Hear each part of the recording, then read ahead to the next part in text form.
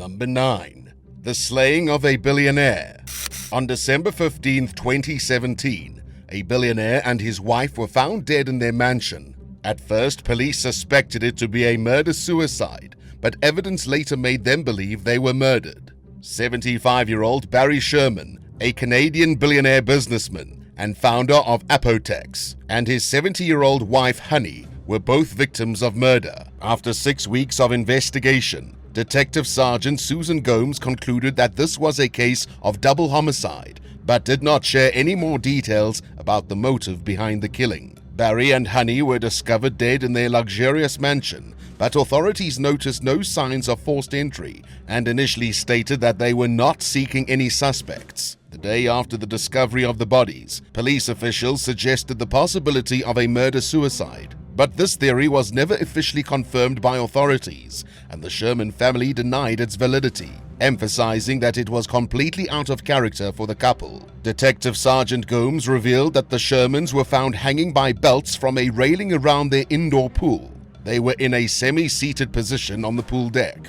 There was sufficient evidence to classify the case as a double homicide, and authorities believe that both Barry and Honey Sherman were intentionally targeted. The couple was last seen alive on the evening of December 13th, and there was no communication from them until their bodies were discovered late on the morning of December 22nd. The Shermans' 4 adult children hired their own team of investigators and a pathologist who conducted second autopsies. Their findings also supported the conclusion that the couple was murdered. The Toronto police searched the 12,000 square foot residence, seized the couple's cars for examination, and even went through the sewers in search of clues.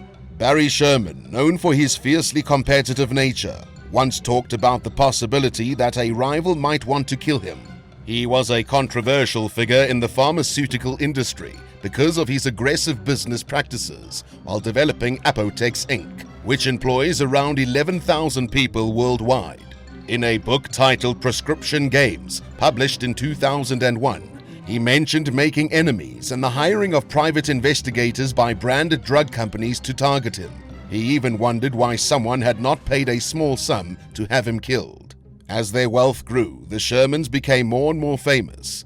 Friends and family of the Shermans revealed that they were actively making plans for the future. They had recently listed their Toronto home for $6.9 million Canadian dollars and were in the process of building a new house in the city. In 2022, the family was offering $35 million to anyone who could help catch the killer. As of now, the culprit has not been found. Number 8. The quadruple horror killings. On June 30th, 2009, in Ontario, Canada, a couple and their son worked together and committed 4 horror killings within their own family. 58-year-old Mohammed Shafir, his wife, 42-year-old Tubayaya, and their son, 21-year-old Hamid, meticulously planned and carried out the murders of 4 family members. 3 of them were Shafir and Yaya's teenage daughters, while the 4th was Shafir's other wife from a polygamous relationship.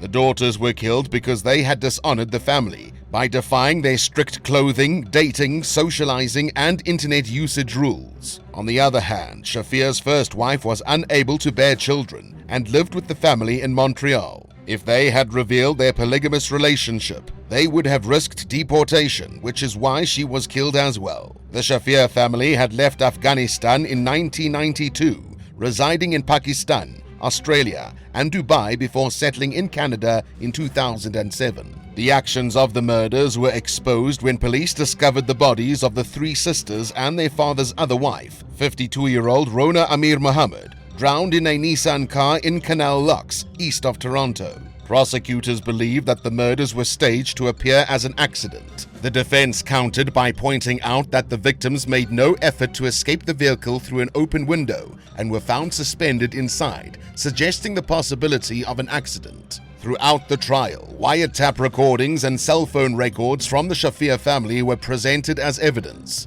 In one phone conversation, the father expressed his extreme disapproval of his daughter's actions. What's more, Fazil Javad, Shafir's brother-in-law, testified that Shafir had tried to involve him in a plan to drown the eldest daughter. Testimonies revealed that the months leading up to the murders were fraught with tension within the Shafir household. 19-year-old Zainab, the eldest daughter, was forbidden from attending school for a year due to her relationship with a young Pakistani-Canadian boyfriend. She eventually sought refuge in a shelter out of fear of her father. Recordings played during the trial showcased Shafir's disdain for his daughter's behavior, highlighting his concern for the family's honor. Zainab's marriage to her Pakistani boyfriend further infuriated Shafir. The jury was presented with email exchanges between Zainab and her boyfriend, one of which explicitly warned of the potential danger posed by her brother. The emails also detailed plans to make phone calls from public phone booths, but only if her brother was not nearby. All three defendants denied involvement in the killings, claiming the deaths were accidental. In January 2012, both Mohammed Shafir and Tubayaya were found guilty of 4 counts of first-degree murder, after which they were sentenced to life in prison. In 2018, both of them were deported to Afghanistan. Number 7. The brutal stabbing of a homeless man. On December 18, 2022, a homeless man was brutally attacked and murdered after being swarmed and assaulted by 8 teenage girls. Canadian police identified the homeless man as 59-year-old Ken Lee, an immigrant from Hong Kong who had recently sought refuge in Toronto's shelter system. The fatal attack occurred shortly after midnight near Toronto's main train station and close to a homeless shelter. According to authorities, Lee intervened when he witnessed the teenage girls trying to steal a bottle of liquor from a friend. In response, the girls swarmed him, launching a violent assault that involved stabbing him to death. An anonymous police source described the incident, stating that the girls attacked Lee like a bunch of wild animals. Despite his efforts to defend himself, the relentless assault continued as they targeted him over and over. Disturbed bystanders managed to flag down first responders, who rushed Lee to a nearby hospital, but he succumbed to his injuries and passed away. Investigations have indicated that the same group of girls were involved in another altercation approximately 2 hours before they allegedly killed Ken Lee. Apparently, the girls involved in the attack had organized a meeting near Union Station after connecting on social media. They came from various homes across the Greater Toronto area, with 3 of them having previous interactions with the police. In response to the devastating loss, Helen Shum, claiming to be a relative of Ken Lee, initiated a GoFundMe campaign to support the family. According to Shum, Lee had faced some hardships in the past, but was determined to turn his life around. Community members and those who knew Ken Lee have mourned his loss, highlighting his selfless act of standing up for his friend. Doug Johnson Hatlam, a street pastor who works with the homeless, attested to Lee's character, stating that nobody was surprised by his courageous actions. The authorities charged 3 13-year-olds, 3 14-year-olds, and 2 16-year-olds with second-degree murder in connection with Ken Lee's killing. Detective Sergeant Terry Brown explained that each girl played a role in the swarming attack. As of now, the investigation into the incident is ongoing. Due to legal restrictions regarding the identification of minors, their names cannot be disclosed, but 5 of the girls were granted bail and allowed to return to school. 2 of the girls were denied bail after their hearing, after which they are being held in custody until their next trial. Number 6. A man's dangerous needs. On January 22, 2020, a sex worker was brutally slain inside a hotel room in the Saint Foy district in Canada. 51-year-old Eustachio Galez, a convicted wife murderer, was granted early parole and he was allowed to satisfy his sexual needs. But on January 22nd, he confessed to killing 22-year-old sex worker Marilyn Levesque. The case has raised concerns about the parole board's decision to allow Galez to visit brothels and engage with sex workers, despite his violent history.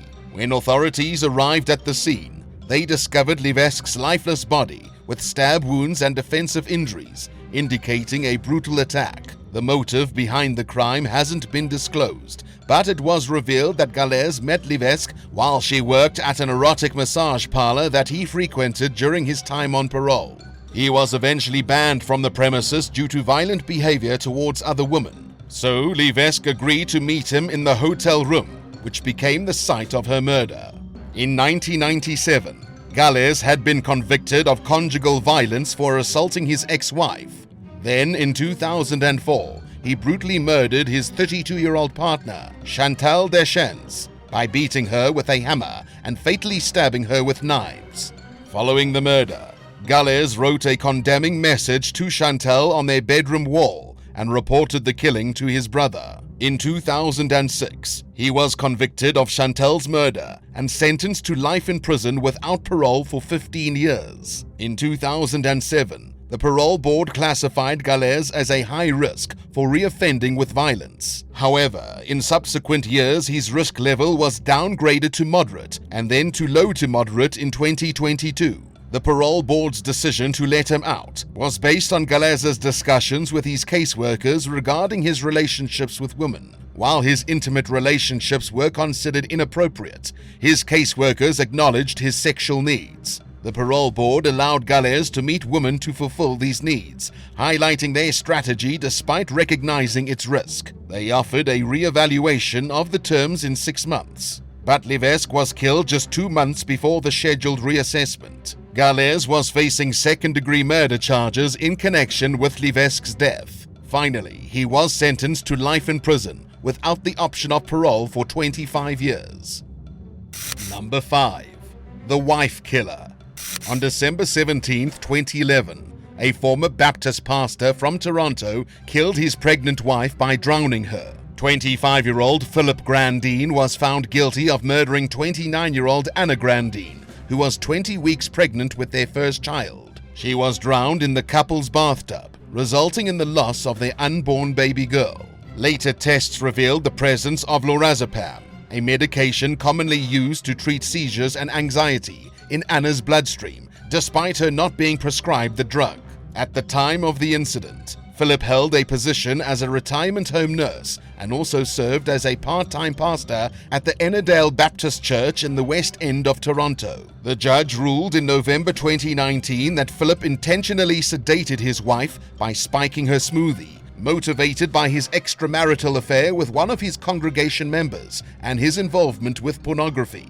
During Philip's trial, his defense lawyers argued that Anna had consumed the prescription drug on her own due to depression caused by her husband's infidelity. The court heard that Philip resigned as a pastor when his romantic involvement with a member of his congregation, who was also Anna's friend, came to light. Another pastor offered counseling to the Grandins on the condition that Philip would end his affair and discontinue his involvement with pornography. Philip agreed to comply, but soon resumed his illicit relationship. Anna eventually became suspicious and confronted Philip about it during a counseling session in October 2011. A few weeks later, Anna was hospitalized because of unexplained symptoms like dizziness and fatigue. After being discharged and returning home, she drowned in the bathtub. Anna's sister testified in court, revealing that Anna was fearful, and her mother claimed that Anna had accused Philip of drugging her, which Philip denied.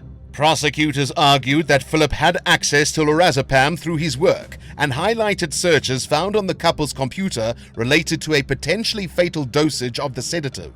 Philip informed the police that he was out on a run and discovered his wife unresponsive in the bath upon his return. Despite his medical training, he did not try to resuscitate her or even drain the water from the tub.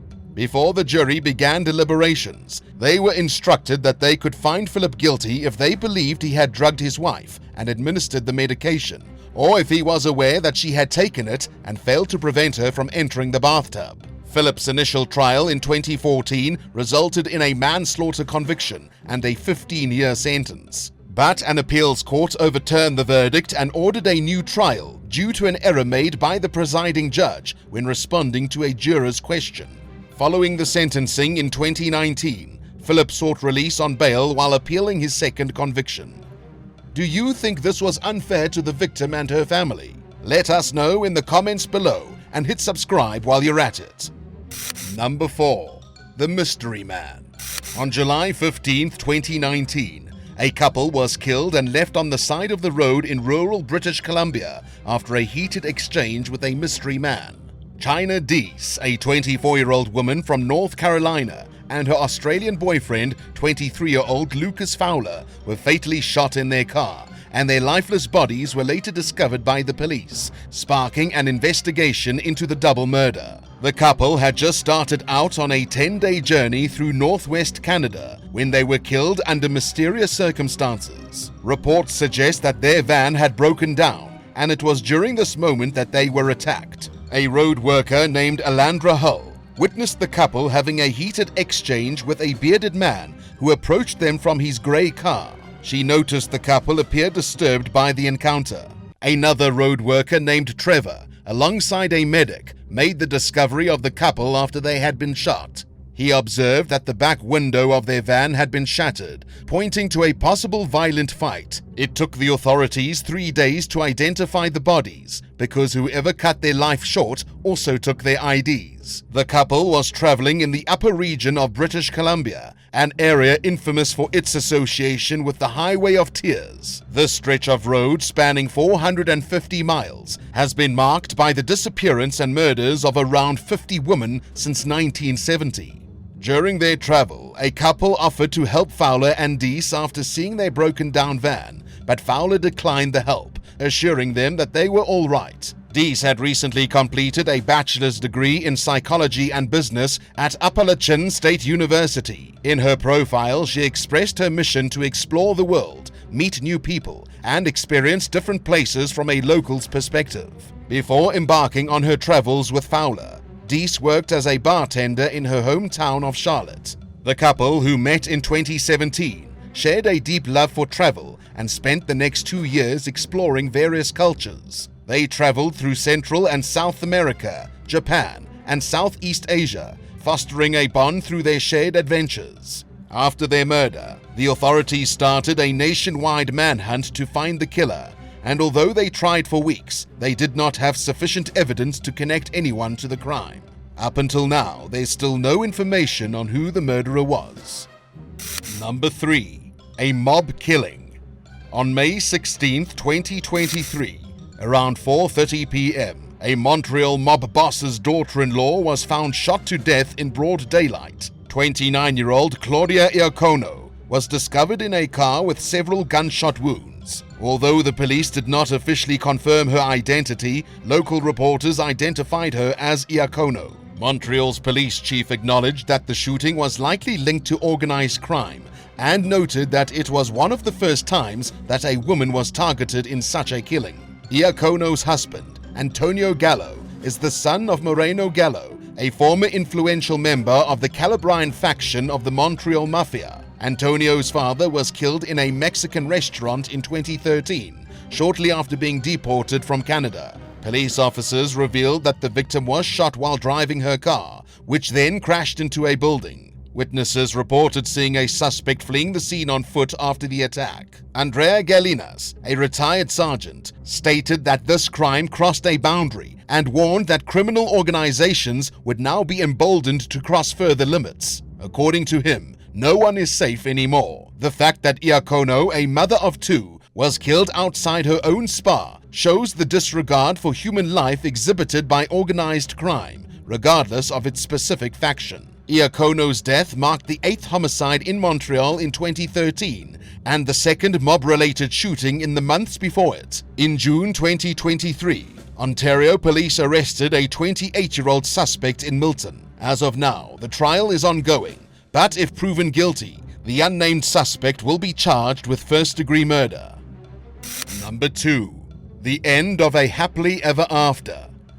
On May 27, 2023, at around 5:40 p.m., a Canadian couple who were preparing for their upcoming wedding were fatally shot by their landlord on the front lawn of their house in Hamilton, Ontario. Upon getting to the scene in the Stony Creek district, law enforcement discovered the lifeless bodies of the 27-year-old woman employed as an educational assistant at a local Catholic school and her 28-year-old fiancé, who worked as an electrician.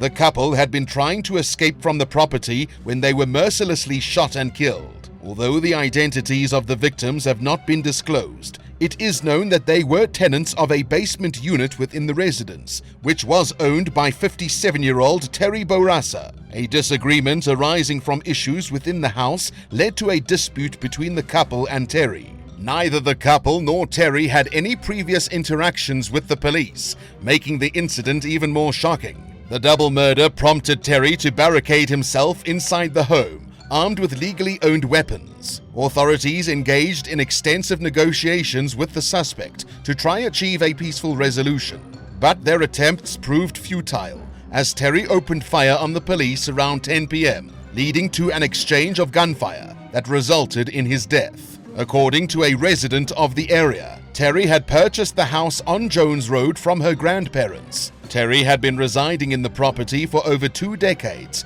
and he was described as a reserved and reclusive person to whom she rarely talked. She recalled exchanging casual greetings with him, but hadn't seen him in quite some time. She also mentioned that she was unfamiliar with the tenants who lived in the basement, having only glimpsed them occasionally at the communal mailbox. The sudden eruption of gunfire, consisting of 6 to 8 rapid shots, interrupted her evening as she was watching television. Terry Barassa was killed on the spot, and the motive behind their argument still remains unknown.